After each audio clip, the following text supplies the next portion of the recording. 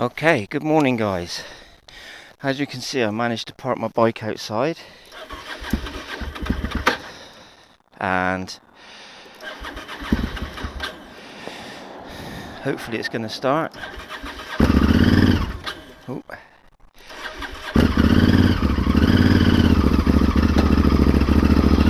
And we're going to get going. So it's -4 this morning. I don't want to sit here and annoy the neighbours, but after my video of yesterday morning of getting my bike out the driveway, that is far better than the stress of trying to find a parking space where I work. So I decided to, as you've seen on the video, get the bike out and bring it only like 5 minutes up the road, cover it up. It never likes starting in the cold weather. My main concern is I can't put it on trickle charge when it's on the side of the road, and it really takes a while to warm up. Always has done in the cold weather. And also I'm very low on fuel, but I want the bike to warm up and charge a bit before I stop and put fuel in. Also, I don't put my heated grips on straight away, just let the bike get warm. So I bought some new gloves, and I'll explain about those in another video maybe. The last pair of gloves I had were touring gloves, and in this weather they were darn right freezing, so I had to start wearing my two-fingered gloves, which are like a mitt type glove, which are extremely warm, but they feel a bit cumbersome and they're just not waterproof. So for now I bought a new pair of Revit gloves, and I will do a review on my gear, possibly on one of them on the weekend, one in the evening. There's nothing to do in these cold evenings, so I'm hoping the roads are going to stay clear for me. No snow today, I don't think. There's no snow forecast. If there is, I'm stuffed to get home. But wow, is it cold. Very, very cold indeed. Anyway, let's concentrate on the road. My biggest fear is black ice, but I'm hoping there's been enough cars on the road at this time in the morning and most of the routes are clear. And when I drove to work yesterday, the routes were clear. I was annoyed because as soon as I got out of my road and onto this road, it didn't really, apart from obviously the dust and the snow all round, the roads are fine. It doesn't really look like it's had really bad snow. Maybe they've done a really good job of gritting these roads. The valley's looking freezing. So again, I haven't doubled up on my clothing. I've just got normal socks on. I've got my leather trousers on, as in my leather motorbike trousers on, with a pair of over trousers, just unlined Gore-Tex over trousers, just to keep that wind out. I've got my Revit jacket on with the liner in, and I've got a t-shirt and a reasonably thick jumper. Because I'm lovely and warm even though it's -4, and the wind chill today, although I could feel it around my body, it's not biting like it was the other day. And I know my journey to work, once I get through this bit, through the sort of valley bit, and I start getting in towards Bath, it does get warmer. Excuse me. Thank you. It does get warmer, so I know I'm going to get cold obviously, but I'm not going to be freezing by the time I get to work. I'll just start feeling the cold through my clothing. So that's enough really. My core temperature stays warm, my hands stay warm, so I don't really need the heated gloves and the heated jackets for my journey to work. If my journey to work was over half an hour, like I said the other day, I probably would start thinking about doubling up on the socks and stuff, and maybe adding a shirt or an extra outer unlined coat on top of this one. As I said, I've got a big nylon yellow council coat, and to be fair, in previous years when it gets this cold I put it on, but this Revit jacket, I have to say, is very good at keeping me warm.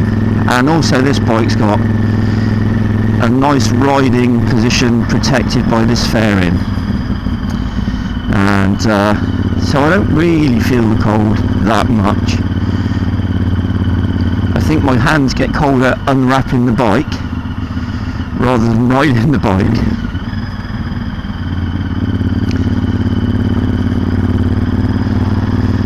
So one of the problems with this bike is it hasn't got a fuel gauge, and when it doesn't like starting in the morning, it zeroes out all the gauges, so you lose your time on the clock, and you lose your miles, as in your tripometers.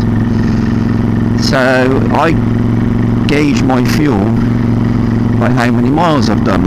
So on this bike, usually when I get to about 198 to 200 miles, my reserve light comes on. Now this bike is a 25 litre tank. I think that equates to around 5 point something gallons, imperial gallons. So it's a big tank. Can't say the fuel is best on this bike. I mean, I suppose 200 miles to 25 litres seems pretty good to me. It's better than the car. I think it equates to around, on average, 43, 44 miles per gallon. And as I say, I know once my fuel light comes on that I've got, well, I haven't pushed it past 30 miles.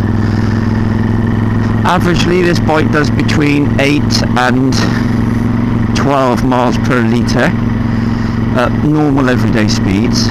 So that equates to around 38 miles for my reserve, which is a 5 litre reserve. So 30 miles is what I've come to learn to fill up before. I don't really like letting it get that low. The other thing with this bike is when it's on the side stand and the fuel is low, the fuel light will come on for the first couple of minutes of your journey, then it'll go off again until the fuel gauge levels out.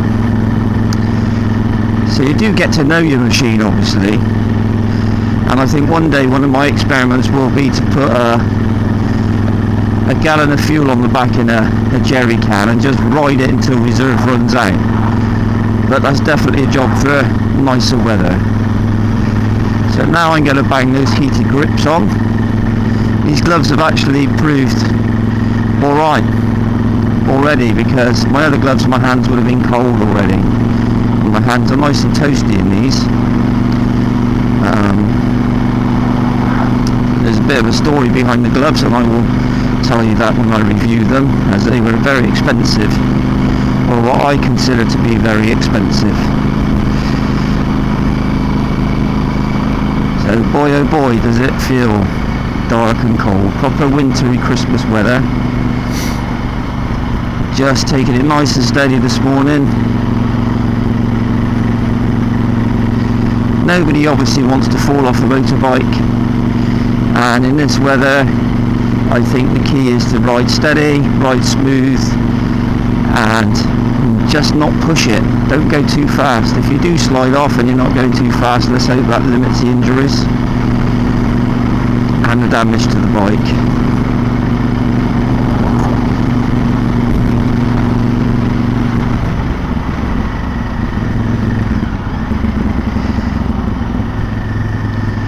So this bit of my journey here, there's a stream on the left hand side just here, and I always think that water must be so cold in this weather, so cold. If I ever fall off my bike there, I don't want to land in the stream. Be hypothermia in seconds.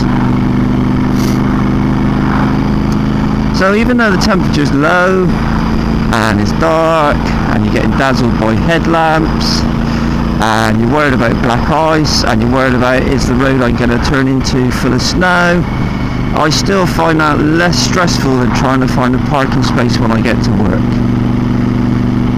As you know, I've said I've worked in a hospital, and there's around 3,500 to 4,000 employees in that hospital, and there are very small car parks considering the size of the hospital, and you have to pay a monthly fee for parking. It comes out your wages, it's a percentage of your wage, and that doesn't guarantee you a parking space.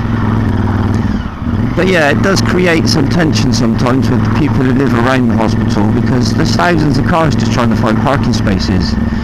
And in the good old city of Bath, pretty much like everywhere else I should imagine now, everything's parking permits. So trying to find somewhere you can park that doesn't need a parking permit is getting harder and harder. And as I say, I only drive my car maybe once a year when it's weather like this, if the bike can't do it, and that's stressful enough for me. I never thought I'd be that stressed about it, but I am. In the car it takes me, yesterday I left at 7:05, and I did get in by 7:45, which was pretty good, but the last, I would say, 15 minutes of my journey was finding a parking space, just driving round, and luckily somebody pulled out just as I was going up to them, so I managed to grab their parking space. On the bike, I've left about 7:20 this morning, and I'm already halfway to work, so I normally get in about 1:45. And I park right outside where I work. No stress, no problems parking.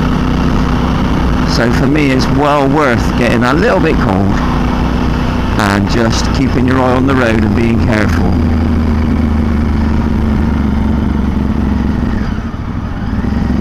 This is one of the times you have to be careful. I do filter through traffic, and obviously ice and water collects on these bits of the road, although this looks really lovely and clear. I leave my indicator on because people have got something else to see. It's just something else to catch their eye in their mirror so they don't move over. See if anyone intentionally moves over today. It usually happens once every morning. See, the guy ahead of this one moves over. There you go, thank you very much. Very kind. Always say, I don't know if they can actually see my glove because it's black, but always say thank you.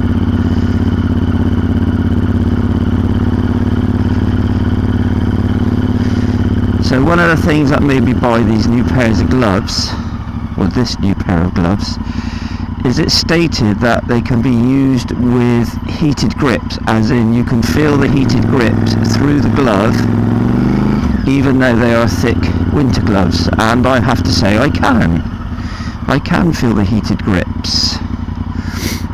They've got, I think it's called Thinsulate lining, but as I said, I will go through it another time. So yeah, I'm very impressed so far. My first impressions of these gloves are good.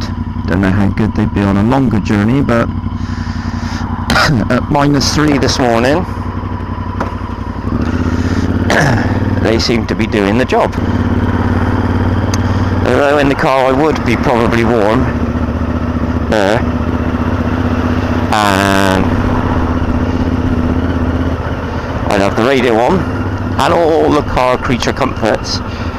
I'd be stuck in all that traffic, and now I'd probably start just getting a little bit stressed about being late for work. Although, to be honest, I would have left about 20 minutes earlier, I suspect.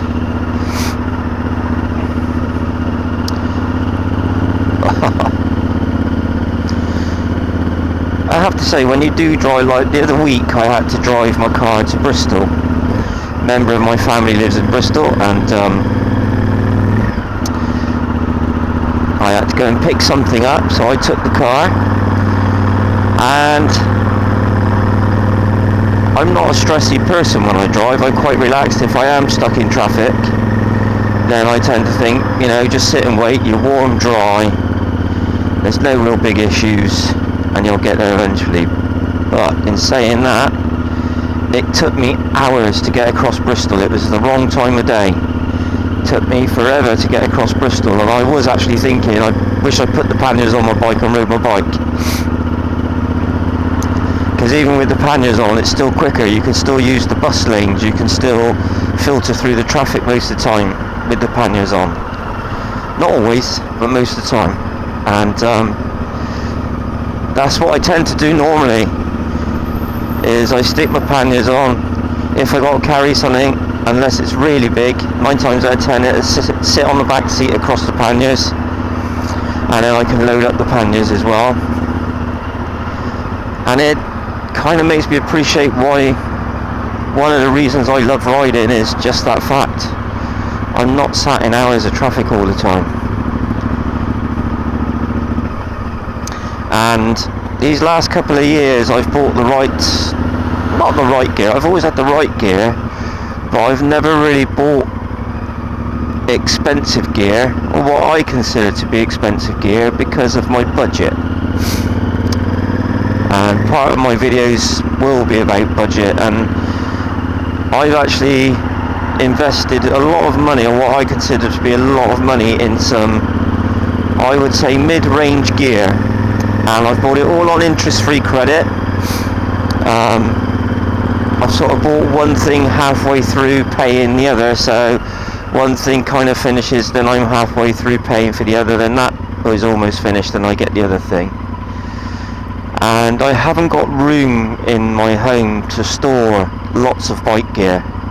I literally have this jacket I'm wearing. I have a leather jacket, which was El Cheapo, and it hasn't got a back protector, so I don't really wear it that often, to be honest. I didn't realise it never had a back protector when I bought it. I've got one pair of leather motorbike trousers and one pair of motorbike boots. All my gear is waterproof, and before, when it wasn't that waterproof, I just used to let it hang over the radiator, which I know you shouldn't do, let it dry out, and I'd wear it again the next day. It's just haven't got storage. I've got one helmet, and then my other half has got a helmet, which I do need to get a new one for, because it's old and it started to crack around the bottom of the padding. And again, that's stored on top of the wardrobe, so every now and again I have to take us down and dust it off and clean it. And the roof of the shed is crumbling inside, so you get loads of plaster everywhere. So, and besides that, there's loads of creepy crawlies, spiders and stuff. I did keep my helmet in the shed through the summer, locked it in a box, and then I put it on one morning. I was coming to work, and a big pair of hairy legs started climbing down the front of my face, and there's a massive spider in my helmet. And you can imagine my reaction. I'm not scared of spiders, but I'm also not a lover of spiders. So I pulled over, ripped my helmet off, ripped all the padding out, checked there was no eggs, and it was quite a big spider. So that put paid to that idea. And I always keep my helmet bag over the helmet, done it nice and tight in the house now. So yes, it's not only a matter of money with motorbike gear. Obviously everyone's budgeting at the moment with the cost of living crisis and cost of electricity, so everything's taken into consideration, and I just haven't got the budget for spares. I've got a couple of spare pairs of motorbike gloves, mainly because I've bought some and maybe they're not warm enough for the winter, so I've sort of worn over gloves. I have invested in some cheapish summer gloves.